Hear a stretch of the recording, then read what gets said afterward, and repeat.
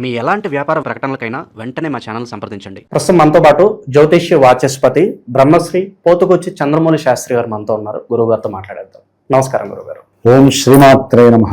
గురుగారు, జూలై మాసం 2026 విశేషంగా మకర రాశి వాళ్ళకి ఏ విధంగా ఉంటుందంటారు? ప్రస్తుతం వీళ్ళు ఎలాంటి జాగ్రత్తలు తీసుకుంటే కాలం వీళ్ళకి కలిసి వస్తుందంటారు?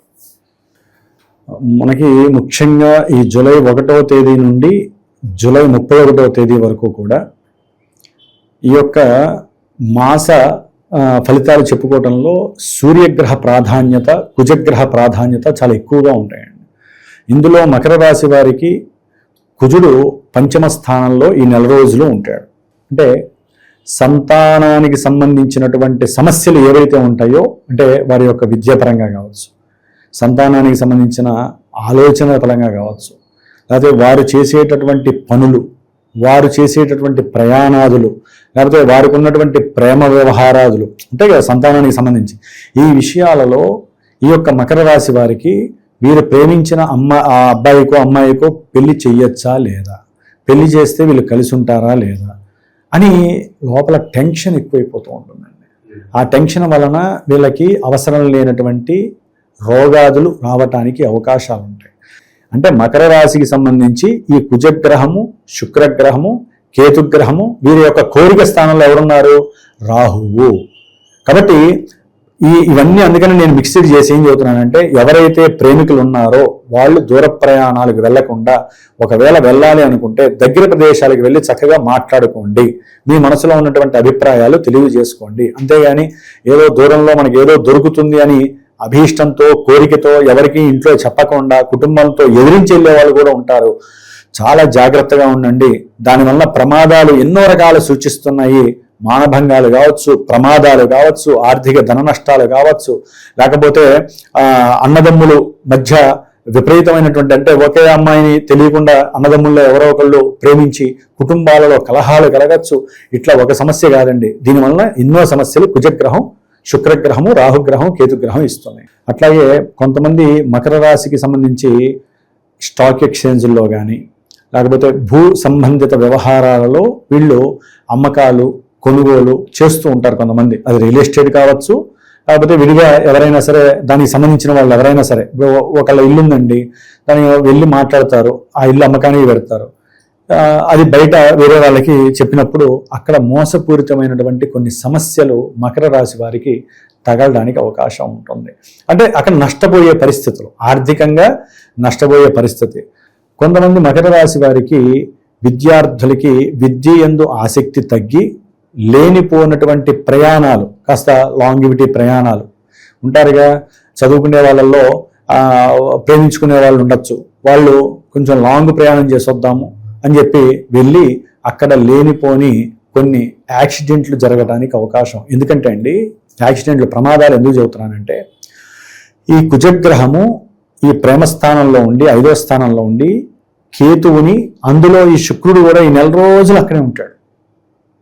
మకర రాశి వారికి 8వ స్థానంలో శుక్రకేతువులు ఉండటం ద్వారా, వాళ్ళిద్దరిని కుజుడు పంచమంలో ఉండి చూడడం ద్వారా ప్రేమించేటటువంటి వాళ్ళు ఎవరైనా దూర ప్రాంతాలకి వెళ్ళాలి, అక్కడ ఏదో ఉంది, చూసేవి ఏవో ఉన్నాయి కాబట్టి ఆనందించేవి ఏవో ఉన్నాయి అనుకొని వేరే ఆలోచనతో వెళ్ళే వాళ్ళు ఉంటారు, సద్భావంతో వెళ్ళే వాళ్ళు ఉంటారు, లేకపోతే ఏదో రకమైనటువంటి ప్రేలాపంతో వెళ్ళే వాళ్ళు ఉంటారు. వీళ్ళకి కంపల్సరీ ఈ వాహనానికి సంబంధించినటువంటి కొన్ని సమస్యలు కానివ్వండి, అంటే ఉన్నటువంటి వాహనంలో డిఫాల్ట్ వచ్చేసి మధ్యలో ఆగిపోవటము, వాళ్ళకి ఏం చేయాలో తెలియక దాని ద్వారా మార్గమధ్యంలో ఎవరో ఒకళ్ళు వాళ్ళతో మాట్లాడటము, వాళ్ళు మోసం చేసి ఎవరో ఒకరిని ఇబ్బంది పెట్టడము, లేకపోతే కొన్ని మానభంగాలకు సంబంధించినటువంటి ఎన్నో సమస్యలు, కొంతమందికి అదే మృత్యువుగా దాపరించటము, ఇట్లా ఎన్నో రకాలు మనం ఎన్నో చూస్తుంటాం కదండి.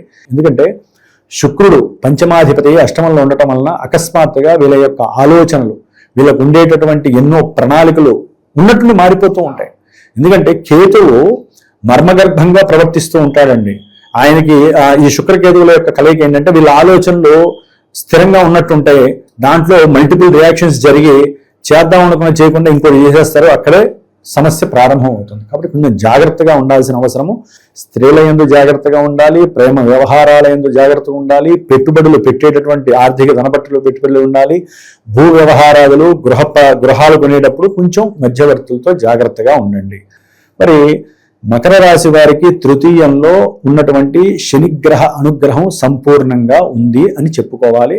కాస్త విదేశీ ప్రయాణాలకి వెళ్ళేటటువంటి అవకాశాలు వ్యాపార రీత్యా కావచ్చు, లేకపోతే ధనపరమైనటువంటి ఇష్యూస్ వలన కావచ్చు, లేకపోతే ఎవరింట్లో ఉన్న బంధువుల ఇంట్లో శుభకార్యాలు జరుగుతూ ఉంటాయి. ఎందుకంటే ఇప్పుడు సప్తమంలోనే మకర రాశికి గురువు ప్రవేశించారు కదా, మరి ఆ గురువు అక్కడ ఉండటము, అట్లాగే బుధుడు కూడా కాస్త ఈ వారం రోజులు అక్కడే ఉంటాడు. బుధ శుక్రులు ఉండటం వలన ఏంటంటే మేనమావల ఇళ్లలోనో, మేనరకం ఇళ్లలోనో, స్నేహితుల ఇళ్లలోనో, లేకపోతే వేరే రాష్ట్రాల్లో ఉన్నటువంటి చోటికి వెళ్ళటము, ఇట్లా వెళ్ళే వాళ్ళకి కొంచెం ఆనందదాయకమైనటువంటి పరిస్థితులు, ప్రయాణాదుల్లో కొంచెం సౌఖ్యము కలగటానికి అవకాశం ఉంది.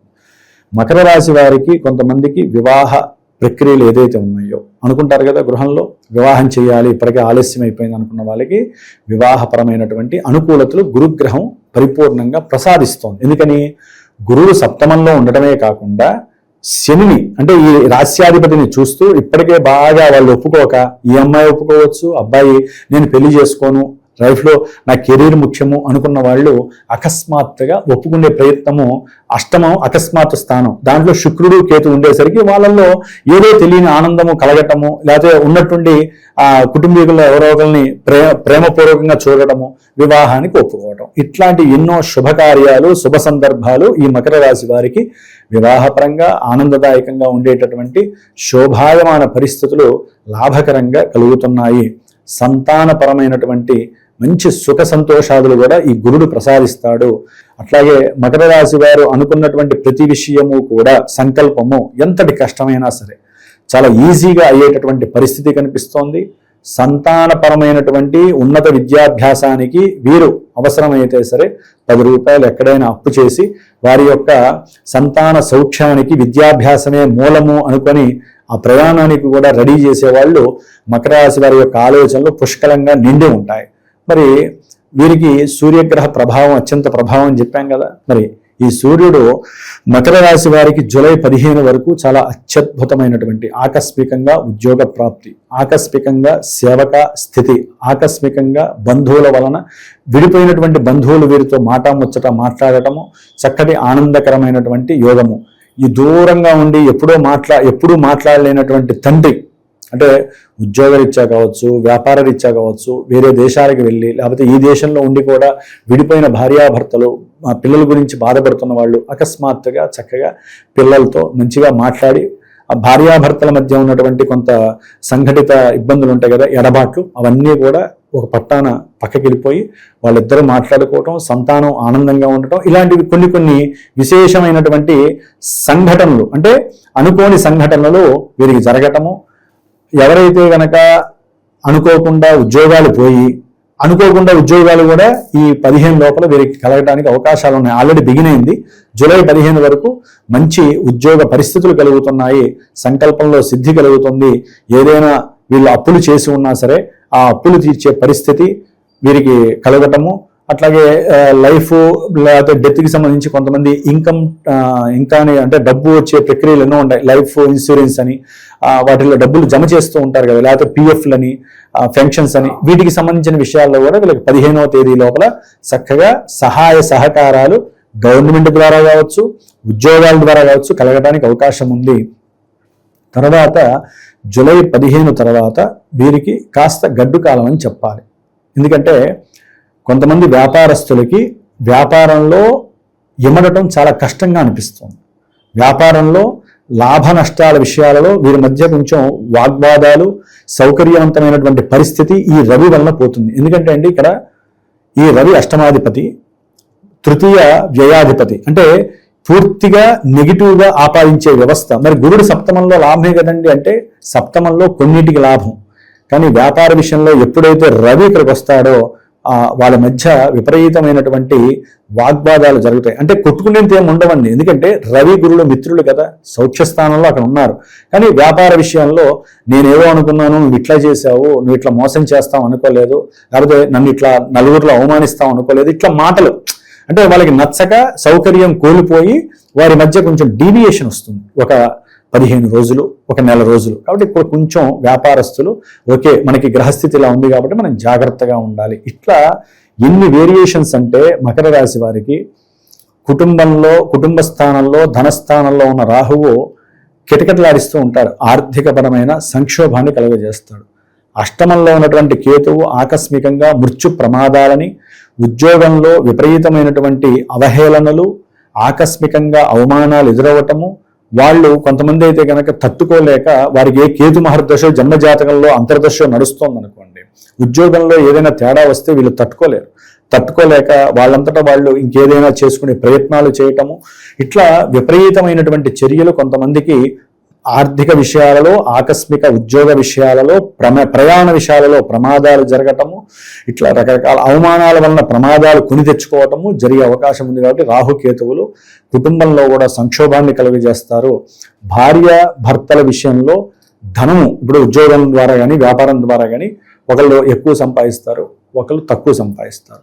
ఇక్కడ తట్టుకోలేక ఈగో ఫీలింగ్ అయ్యి గవాలన వాళ్ళే వీళ్ళు మాట జారటము, దాని ద్వారా కుటుంబంలో మజ్జిగ చిలికినట్టుగా సంబంధాలు కాస్త లేనిపోని అగాధాలు, మధ్యలో వేరే వాళ్ళు రావడం, ఇట్లా రకరకాల భావాలతో మకర రాశి వారికి మంచి జరిగే అవకాశము, ముఖ్యంగా పెళ్లి విషయంలో, సంతాన విషయంలో, కొంతవరకు అనుకున్న విషయాలలో, విద్య విషయంలో కొంతవరకు బాగానే ఉంటుందండి.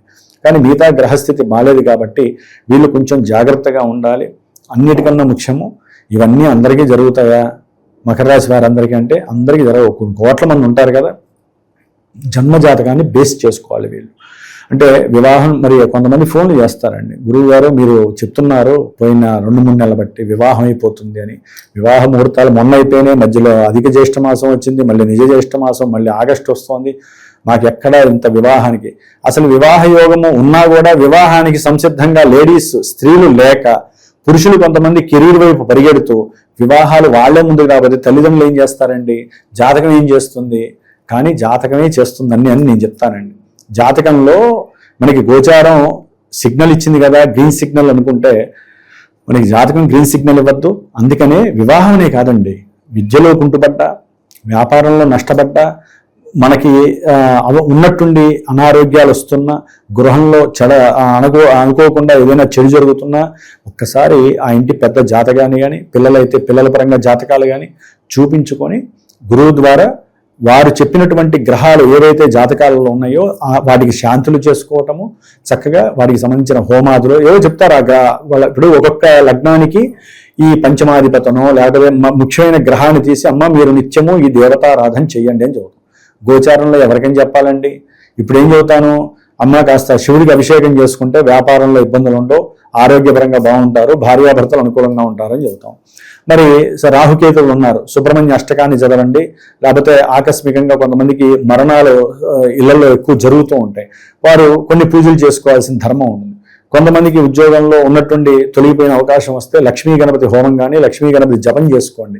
ఇట్లా ఎన్ని చెప్తాం, అన్ని చేసుకుంటారా మకర రాశి వాళ్ళు? అదే జన్మజాతకంలో అయితే కొన్ని 1-2 ఉంటాయి, ఆ రెండింటిని వాళ్ళు చేసుకుంటే అప్పుడు వాళ్ళకున్న సమస్యకి నివారణ తప్పకుండా దొరుకుతుందని నా యొక్క అనుభవంలో నేను ఎంతో మందికి చెప్పాను, చేశాను. కాబట్టి ఆ అనుభవంతో వారికి చెప్తున్నాను. కాబట్టి మకర రాశిని చూసుకుంటూనే జన్మజాతకాన్ని కూడా అవసరమైన ఈవెంట్కి టచ్ చేయాలండి. జాతకాన్ని టచ్ చేస్తే ఒక ట్రాన్స్ఫార్మర్ టచ్ చేసినట్టు. ఈ గోచారం అనేది ఓన్లీ స్విచ్చెస్, మనం ఎప్పుడు కావాలంటే అప్పుడు ఫ్యాన్ వేసుకోవచ్చు, ఎప్పుడు కావాలంటే అప్పుడు ఫ్యాన్ తీసుకోవచ్చు. ట్రాన్స్ఫార్మర్ టచ్ చేయాలంటే సరైన గురువుని ఎంచుకోవాలి. ఆ గురువు ద్వారా ఎప్పుడు ముట్టుకోవాలి, ట్రాన్స్ఫార్మరు హై స్థాయికి వెళ్ళాలి, అప్పుడే దాన్ని ముట్టుకోగలం, లేదా ముట్టుకోలేరు. దాంట్లో ప్రావీణ్యత ఉన్నవాడు కూడా ముట్టుకోలేరు. కాబట్టి జ్యోతిష్యం దగ్గరికి వచ్చేటప్పుడు మనలో ముందు నమ్మకం ఉండాలండి. సనాతన ధర్మాన్ని నమ్మాలి, గ్రహాలను నమ్మాలి, మనల్ని మనం నమ్ముకోవాలి. అప్పుడు గురువుని నమ్మాలి, సరైన గురువుని నమ్మాలి. గురువు చెప్పేదాన్ని ఆచరించే శక్తి ఉన్నవాడు జ్యోతిష్యాన్ని నమ్మాలి.